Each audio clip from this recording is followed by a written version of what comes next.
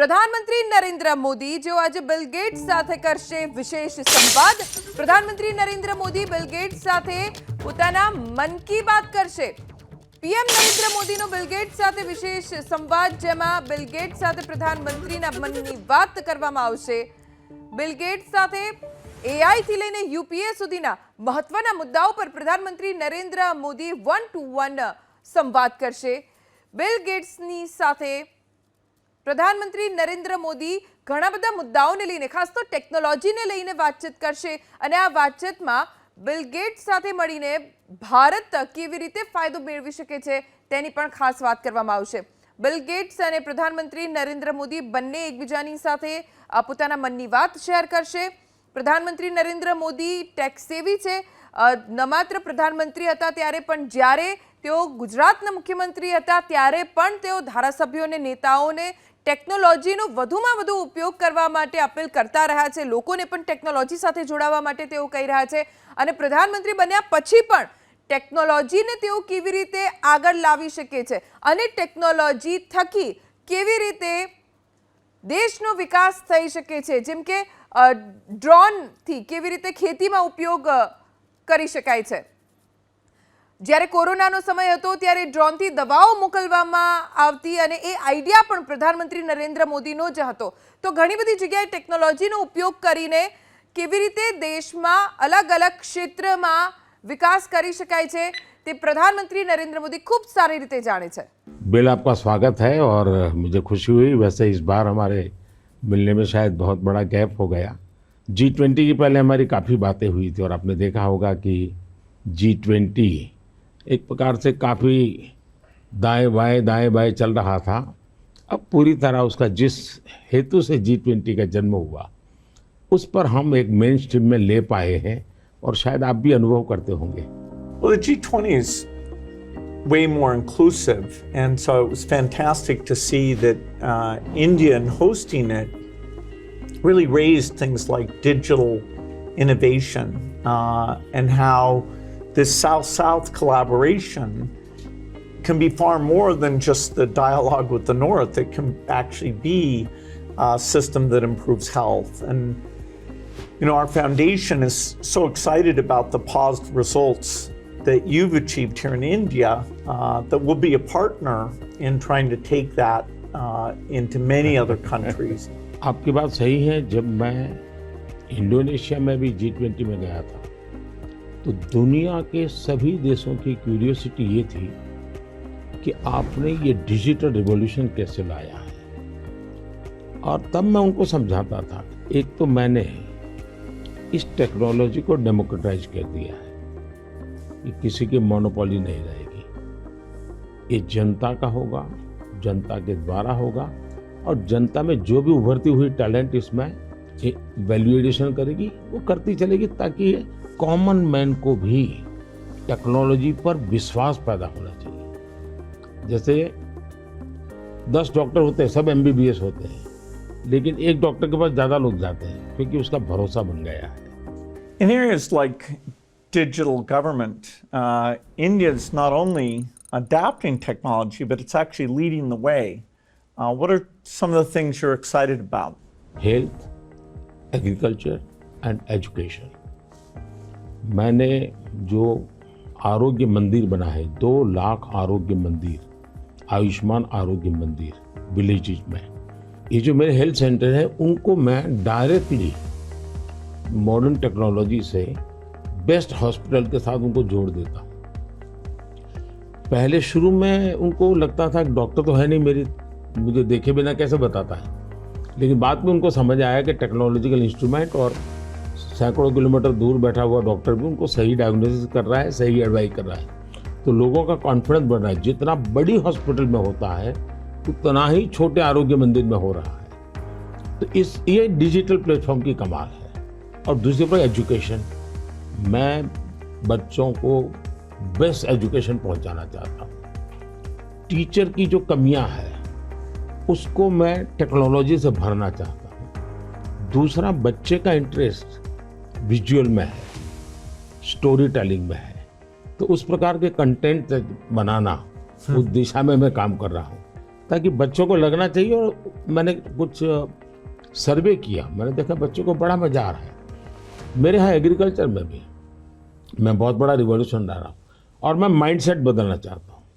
In one of the themes I think India brings to technology is that it should be available for everyone, actually lifting up those who need it the most. जब मैं दुनिया में digital divide की बात सुनता था, मैं कहता मेरे देश में मैं ऐसा कुछ नहीं होने दूंगा कि डिजिटल डिवाइड हो। और डिजिटल पब्लिक इंफ्रास्ट्रक्चर ये अपने आप में बहुत बड़ी रिक्वायरमेंट है। आज मेरे यहाँ गांवों तक मैं ये डिजिटल फैसिलिटी पहुंचाना चाहता हूँ। तो मुझे लगता है वो बहुत बड़ा टारगेट ग्रुप है। महिलाएं तुरंत नई चीज़ों को स्वीकार करती है, ये मेरा अनुभव है मेरे देश में। उनके अनुकूल कौन सी चीज़ें मैं टेक्नोलॉजी में ले जाऊंगा तो वो एकदम से एक्सेप्टेबिलिटी बनती है। मैंने एक कार्यक्रम लिया है नमो ड्रोन दीदी, उसके पीछे मेरे 2 लक्ष्य हैं। एक तो मैं भारत के गांवों में 3 करोड़ महिलाओं को लखपति दीदी बनाना चाहूँ, और वो भी एक गरीब परिवार से। तो मैं एक साइकोलॉजिकल चेंज करना चाहता हूँ। ये छोटी छोटी चीज़ें नहीं, बड़ी चीज़ें करनी है। दूसरा, गांव में महिलाएं मतलब यही काम करेगी, भैंस को चराएगी, गाय को चराएगी, दूध दोहेगी, नहीं। मैं उसके हाथ में टेक्नोलॉजी देना चाहता हूँ। मैं साइकोलॉजिकल चेंज लाना चाहता हूँ। गांव के सब लोगों को लगना चाहिए कि ये हमारे गांव को बदल रही है। एग्रीकल्चर को मैं आधुनिक बनाना, वैज्ञानिक बनाना, ये ज़रूरत मैं देखता हूँ। और उसी लिए मैंने ड्रोन दीदी का, और बहुत सक्सेसफुल चल रहा है। मैं इन ड्रोन दीदी से इन दिनों बातें करता हूँ, उनको इतनी खुशी है। वो कहते हैं हमको साइकिल चलाना नहीं आता था, आज हम पायलट बन गए, हम ड्रोन चला रहे हैं। सोचने का तरीका बदल गया है।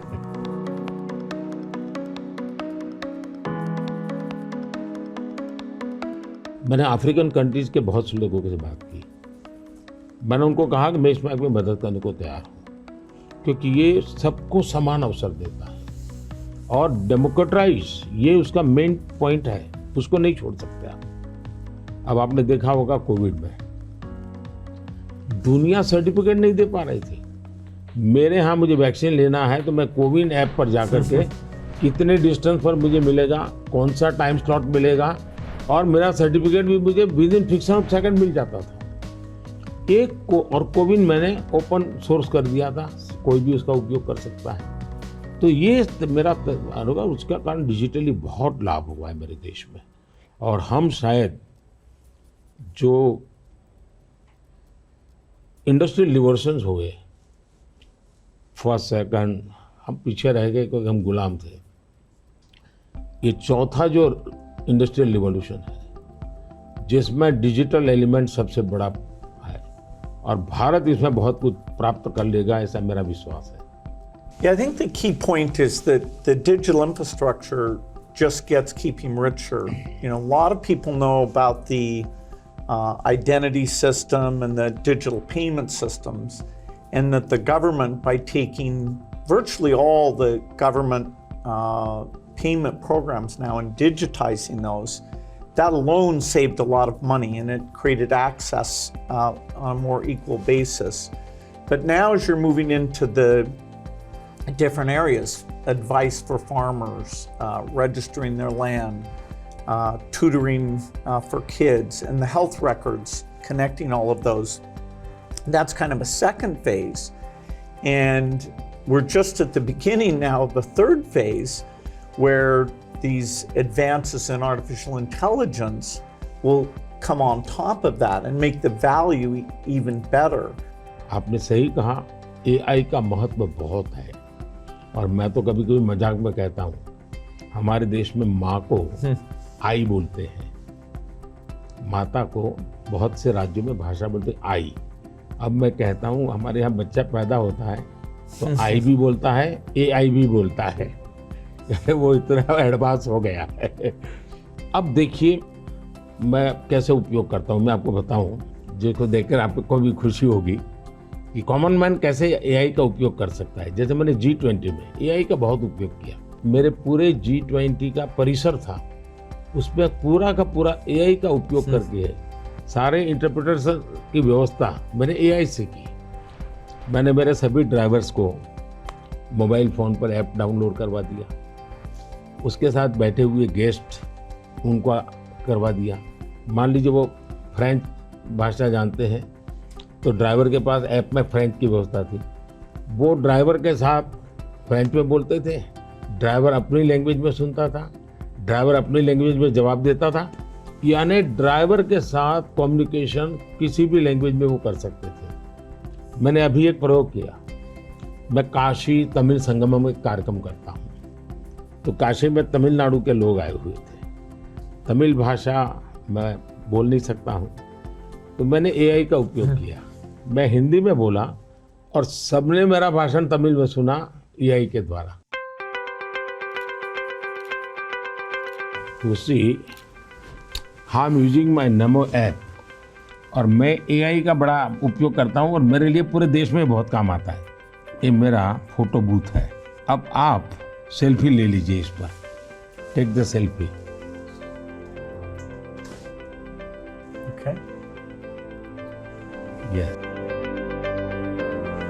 Wow. So you can see. Wow. Not only this, since last 20 years, मेरे साथ आपके जितने भी फोटो होंगे, जितने भी मेरी फोटो होंगे 20 साल की, सारे इस पर आ जाएंगे। कभी और किसी पब्लिक फंक्शन में मान लीजिए आपका एक 1/10 पार्ट दिख रहा है, तो वो फोटो में भी अगर मैं दिखता हूँ और आपका 1/10 भी दिखता है, वो भी उसको वो रिकग्नाइज करके ले आता है। तो आज टेक्नोलॉजी का कैसे उपयोग हो सकता है, और मैं मानता हूँ कि इस प्रकार के प्रयोग हमें वैल्यू एडिशन करते हैं। अब पहले क्या होता था, मैं कहीं जाता था, कोई फोटो मांगता था, देते थे। आज मैं कहता हूँ भाई तुम एआई पर जाओ, मेरे नमो ऐप पर जाओ, फोटो बूथ में जाओ, खुद की सेल्फी ले लो, आपको आपके साथ मेरा जितना भी फोटो होगा कि कोने में आप खड़े होंगे तो मिल जाएगा। तो हमने थोड़ा रोजमर्रा की जिंदगी में लोगों की मदद करने के लिए उपयोग करना चाहिए। तो मेरी कोशिश होती है कि पहले उसको कंफर्ट लेवल देना, उसको लगना चाहिए हाँ यार ये तो मेरे काम का है। जब काम में होता है तो फिर उसको इनोवेशन करता है, वो नई चीजें जोड़ देता है। I'd love to hear your view on how India sees AI. अगर हम एआई को एक मैजिक के टूल के रूप में उपयोग करेंगे तो शायद बहुत बड़ा अन्याय हो जाएगा, या एआई का उपयोग अपने आलसीपन को बचाने के लिए मैं करता हूं कि भाई मुझे किसी को चिट्ठी लिखनी है, मैं ड्राफ्ट नहीं करूंगा, मैं चैट जीपीटी को कह दूंगा कि मेरी चिट्ठी ड्राफ्ट करके दे दो, तो ये गलत रास्ता है। मुझे तो चैट जीपीटी के साथ कंपटीशन करना चाहिए, मैंने उसके साथ लड़ाई लड़नी चाहिए कि नहीं तुम ठीक नहीं कर रहे हो, तुम ये शब्द की जगह ये क्यों नहीं लाए, तो मैं एआई से आगे जाने की कोशिश करूं। अब जैसे हमारे यहाँ बहुत सारी लैंग्वेजेज हैं, बहुत सारी बोलियां हैं, मैं एआई को कहता हूं आप इन बोलियों को पकड़िए। मेरे एस्ट्रोनॉट्स को इंट्रोडक्शन के लिए गया था, तो हमारे एस्ट्रोनॉट्स किस प्रकार से काम करने वाले थे, तो रोबोट से मैं बात कर रहा था। मैंने रोबोट से काफ़ी बातें की और मैंने देखा कि मैं अलग अलग टोन में बोलता था, थोड़ा लहजा बदल के बोलता था, और मैं देख रहा था कि वो मुझे प्रॉपर रिस्पॉन्ड कर रहा था। फिर मैंने उसका नाम बदल करके पूछने की कोशिश की, तो फिर उसने रिस्पॉन्ड नहीं किया। तो मैंने कहा आपका एआई, मैंने 3 मिनट 4 मिनट बात किया, अभी तक वो मेरी आवाज़ को रिकॉग्नाइज नहीं कर पाया। जब तक मैं उसका नाम नहीं बोलता हूँ वो मुझे रिस्पॉन्ड नहीं कर रहा। मैं वो चाहता हूँ कि मेरे आवाज़ को सेंस करे, और भले ही मैं उसका नाम न बोलूँ लेकिन वो मेरे से बात करे। तो उन्होंने कहा ठीक है, विल डू दिस। तो मैं हर बार नई चैलेंज देता रहता हूँ। Yeah, it's early days in AI, and I think everyone who uses it, in the same day you're surprised at how good it is, and you're also surprised at how bad it is. It'll do things you think are hard, and then it'll fail to do some things you think are easy. I started my trip here in Hyderabad, which was a nice occasion because Microsoft is celebrating 25 years in the country, and that's been such a fantastic experience. So I was definitely challenging the team there hey, we have to make the accuracy better. And for now, it's like a co-pilot. It helps suggest things, but the final decision about medicine or the letter you want to write, the final decision, we still have to review that, even though it may make us a bit more creative and a bit more productive. You know, it seems like AI is a huge opportunity, but there's some challenges that come with that. How do you think India will approach that? देखिए, AI ने जो challenges खड़ी की है वो मैंने देखा है कि इतनी अच्छी चीज अगर प्रॉपर्ली ट्रेन किया बिना किसी के हाथ में दे दी जाए तो वो मिसयूज होने की संभावना ज़्यादा है। अब मैंने एआई से जुड़े सारे ब्रेन से उनसे भी बात की। मैंने कहा शुरू में हमने कोई भी एआई जनरेटेड चीज़ है तो उस पर आना चाहिए वाटरमार्क कि ये एआई जनरेटेड है, ताकि कोई मिसगाइड ना हो। और ये बुरी चीज़ नहीं है, सिंपली इट्स एआई जनरेटेड, तो मैं उसका वैल्यू समझ लूँगा। डीप फेक भारत जैसे डेमोक्रेटिक कंट्रीज में और इतनी विशाल कंट्री में कोई एक डीप फेक में कुछ भी चीज़ डाल दे, जैसे मेरे ही वॉइस में कुछ ऐसी गंदी चीज़ डाल दे तो शुरू में तो लोग मान जाएंगे, तो बहुत बड़ी आग लग जाएगी। तो ये जरूरी है कि डीप फेक एआई जनरेटेड और ये सोर्स है, ये आज शुरू के दिनों में, आगे चल करके क्या होगा जरूरत नहीं पड़ेगी शायद, लेकिन ये हमने कुछ डूज एंड डोंट्स उस पर सीरियसली सोचना पड़ेगा। उसी प्रकार से मैं एआई से पहले काम वो लूं जिसकी मेरी महारत हो। मेरी महारत हो और मैं थक गया हूं, सो जाऊं, वो कर लेगा तो वो ठीक नहीं है। जैसे हम कह देते कि भाई तुम 5 बजे उसको फोन लगा देना तो एआई कर देगा, या मैं कह दूंगा कि मेरा वो गाना मुझे सुना दो तो कर देगा। तो मुझे पता होना चाहिए ना कि भाई मुझे इस समय किस गाने को सुनने की जरूरत है, मेरे लिए क्या रिक्वायरमेंट है। अगर मैं ये ना कर दूं, मेरे से टूल का ही उपयोग करने के लिए खेल खेलता रहूं तो शायद मैं वैल्यूएशन नहीं कर पाऊंगा, टाइम पास कर लूंगा। In the AI world, data is so important, and yet, people have concerns, privacy concerns. How do we strike the balance there? Data एक बहुत बड़ा इश्यू बना हुआ है, हमने उसकी सिक्योरिटी भी देखनी चाहिए। भारत में कानूनी व्यवस्था तो की है, लेकिन लोगों को भी अवेयर करना पड़ेगा। अब जैसे मैंने आज हमारे देश में यूनिवर्सिटीज वगैरह सारे सर्टिफिकेट क्लाउड में रखवा देता हूँ, ताकि खर्चा भी बचता है और जो भी रिक्वायरमेंट मिल जाती है। मेरे यहाँ कंप्लायंसेस की ज़रूरत होती थी, मेरे सारे कंप्लायंसेस की कोई ज़रूरत नहीं है, आप अपना डेटा एक क्लाउड पर डाल दीजिए, मुझे आपका आइडेंटिटी दीजिए, मुझे जो ज़रूरत है मैं उसमें से ले लूँगा। तो मैं नागरिकों का ईज ऑफ लिविंग के लिए टेक्नोलॉजी का बहुत उपयोग कर रहा हूँ। दिनों सर्विसेज के लिए पहले करता था, अब मैं ईज ऑफ लिविंग के लिए कर रहा हूँ। Yeah, data is definitely, it's going to be very exciting that we'll be able to preserve privacy and still learn a lot from the data. Like which crop should you plant? If we get all the data from the farmers without their names, so we don't invade their privacy, but giving better farmer advice, or seeing here in India, the top 10% of teachers are so good, and saying, okay, what are they doing, and how do we spread that to the other people? Or even if there's some new nutrition approach, sometimes it works and sometimes not. And so because you have the medical record, the ability to kind of track and say, okay, this is working very well, or this isn't, we can be a lot smarter without threatening individual privacy. मैं इसको दो तरह, एक हमें common man को भी quality data के लिए ट्रेन करना पड़ेगा। हमारे डेटा में क्वालिटी होनी चाहिए, क्लैरिटी होनी चाहिए। दूसरा, डेटा ओनर को मालूम होना चाहिए कि जो मेरे से डेटा मांग रहा है वो किस काम के लिए मांग रहा है। अगर वो उसके साथ एग्रीमेंट करके उसमें से कमाई करना चाहता है तो उसको अलाउ करना चाहिए कि और पहला, उसको प्रायोरिटी रिसर्च के लिए होनी चाहिए।